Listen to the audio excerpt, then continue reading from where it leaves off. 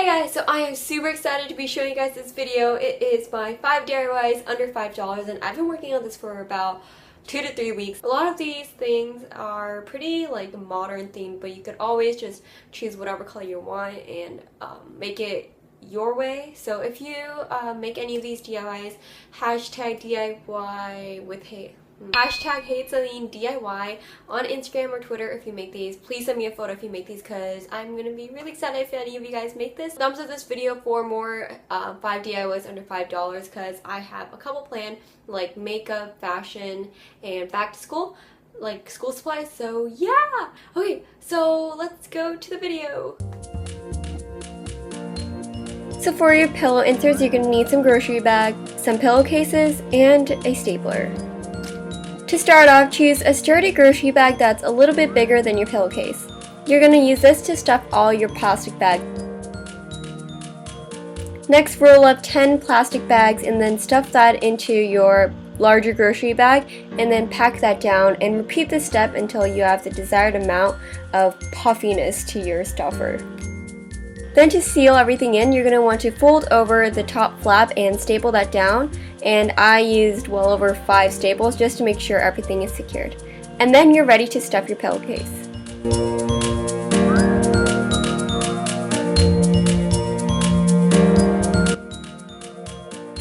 And that's how you have your own pillow insert, and I love this because it's just a throw pillow, so you're not going to really be laying on it.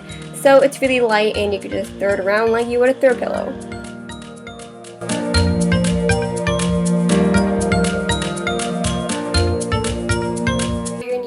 A mason jar, and along with that you're going to need some spray paint to whichever color you want your mason jar to be painted, and I use silver and black. And then I used this photo inspiration for this jar, and instead of using glitter, because I don't like glitter getting everywhere, I used some interesting paper which I found in the craft store, and you could use the glitter one if you want, so I'll have that one linked down below if you want to follow those instructions, but I just liked mine better. I'm going to use some interesting paper or something like that. Then you're going to need some super glue as well. First, spray paint your mason jars upside down and stand a feet away from where your mason jar is when you're spray painting. This will help your mason jars dry faster.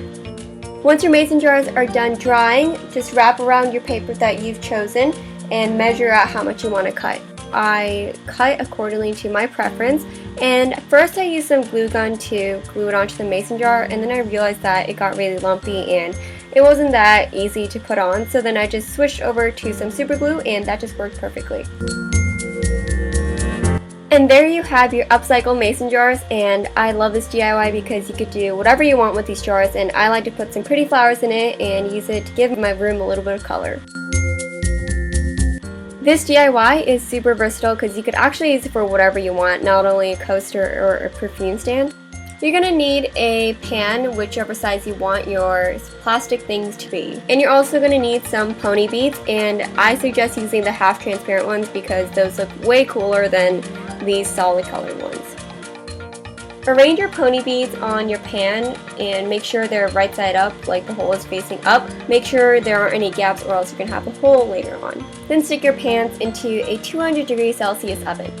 Depending on your beads, it's going to vary in how long it's going to take for all of them to melt. And for me, it took about 40 minutes, but sometimes it only takes 20. Also, make sure your windows are open while you're putting these pans in your oven because you don't want to be breathing in all those plastic fumes. Your finished product should look something like this, and after you've taken your pans out of the oven, make sure to let them cool completely before taking them out. For me, I used a silicone pan, so it was super easy to take this one out, and for the ones in the ramekin, I just pried it out with some scissors and it worked. I love these because you could make them any color you want. You could totally customize it to however you want, and you could use them for whichever part of the room you want. You could not even use it as a coaster, you could use it to just hang it in your room. It's just all up to you.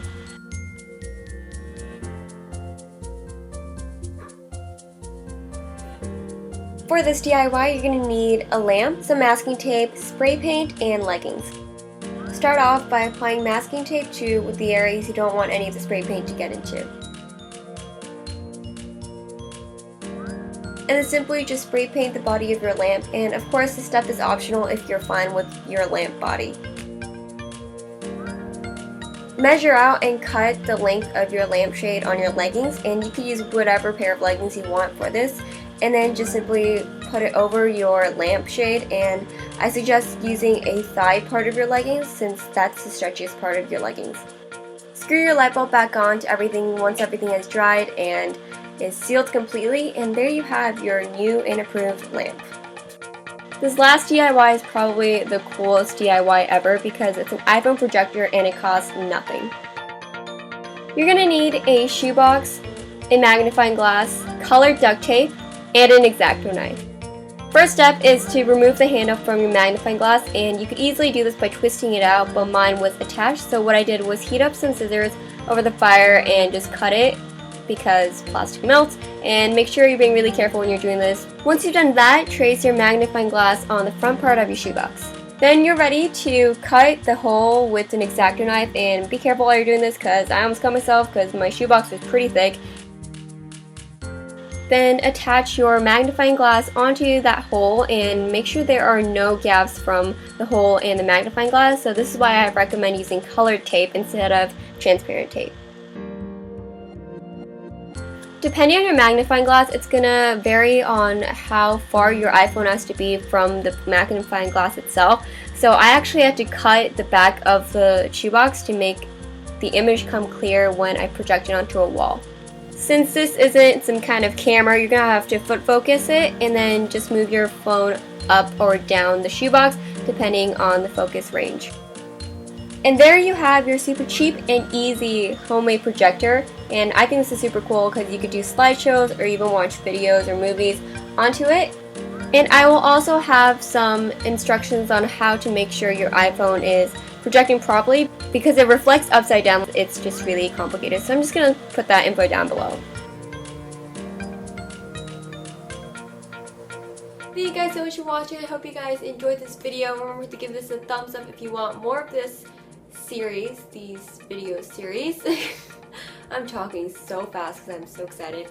But yeah, thank you guys so much for watching. Bye!